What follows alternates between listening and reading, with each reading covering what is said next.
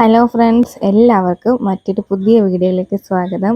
അപ്പോൾ ഞാൻ ഇന്ന് വന്നിട്ടുള്ളത് നല്ലൊരു പച്ച പപ്പരക്കയുമായിട്ടാണ്.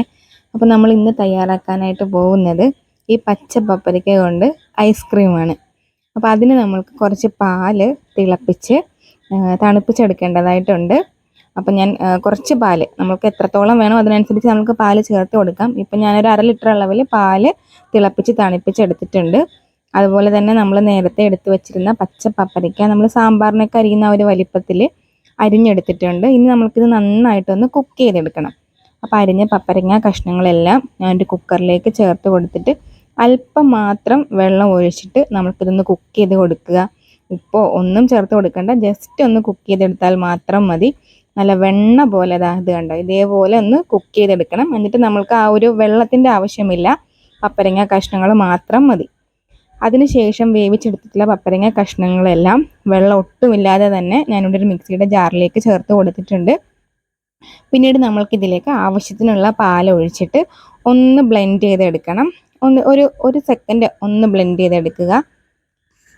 അതിനുശേഷം ആണ് നമ്മൾക്കിതിലേക്ക് ആവശ്യമായിട്ടുള്ള പഞ്ചസാര ചേർത്ത് കൊടുക്കേണ്ടത്. പഞ്ചസാരയും ചേർത്ത് കൊടുത്തതിന് ശേഷം പിന്നെ നമുക്ക് നല്ല ഫൈനായിട്ട് ഒന്ന് അരച്ചെടുക്കേണ്ടതായിട്ടുണ്ട്. നമ്മൾ ദോശമാവൊക്കെ അരച്ചെടുക്കില്ലേ, ആ ഒരു പരുവത്തിന്. അപ്പോൾ ഞാനിവിടെ എടുത്തിട്ടുള്ള പപ്പരങ്ങയുടെയും ആ ഒരു പാലിൻ്റെയും അളവ് അനുസരിച്ചിട്ട് ഒരു 2.5 ടേബിൾ സ്പൂൺ അളവിലാണ് ഞാൻ പഞ്ചസാര ചേർത്ത് കൊടുത്തിട്ടുള്ളത്. പഞ്ചസാരയും ചേർത്ത് അരച്ചെടുത്ത് കഴിഞ്ഞാൽ നമ്മളുടെ ഐസ്ക്രീം ഇവിടെ റെഡി ആയിട്ടുണ്ട്. അപ്പോൾ ഇനി നമുക്കിതൊന്ന് ഫ്രീസ് ചെയ്തെടുത്ത് കഴിഞ്ഞാൽ വളരെ പെർഫെക്റ്റ് ആയിട്ടുള്ള, ഒട്ടും തന്നെ കെമിക്കൽസ് ഒന്നുമില്ലാത്ത നാച്ചുറൽ ആയിട്ടുള്ള പപ്പായ ഐസ്ക്രീം നമുക്കിവിടെ കിട്ടും. അപ്പോൾ ഒരു ഫ്ലേവർ ഒന്ന് കിട്ടാൻ വേണ്ടിയിട്ട്, ഒരു സ്മെല്ലും അതുപോലെ തന്നെ ഒരു ചെറിയ ഫ്ലേവറൊക്കെ ഒന്ന് കിട്ടാൻ വേണ്ടിയിട്ട് ഞാനിവിടെ ഒരു 3 ഏലക്ക നന്നായിട്ട് ചതച്ചെടുത്തിട്ടുണ്ട്. അപ്പോൾ ഏലക്കയും കൂടി നമുക്ക് ചേർത്ത് കൊടുക്കാം. അപ്പോൾ നമ്മളിത് ഫ്രീസ് ചെയ്ത് ഓപ്പൺ ചെയ്തെടുക്കുമ്പോൾ നല്ലൊരു സ്മെല്ലൊക്കെ ആയിരിക്കും വരിക.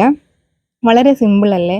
തീർച്ചയായിട്ടും എല്ലാവരും തയ്യാറാക്കി നോക്കൂ. കുട്ടികൾക്കൊക്കെ വളരെ ഹെൽത്തി ആയിട്ട് കൊടുക്കാൻ പറ്റുന്ന, നാച്ചുറലായിട്ടുള്ള, ഒരു പ്രിസർവേറ്റീവ്സും ഇല്ലാത്ത, വളരെ എന്താ പറയുക, വളരെ നാച്ചുറലായിട്ടുള്ള ഒരു ഐസ്ക്രീമാണിത്. തീർച്ചയായിട്ടും നിങ്ങൾക്ക് എല്ലാവർക്കും ഇഷ്ടപ്പെടും.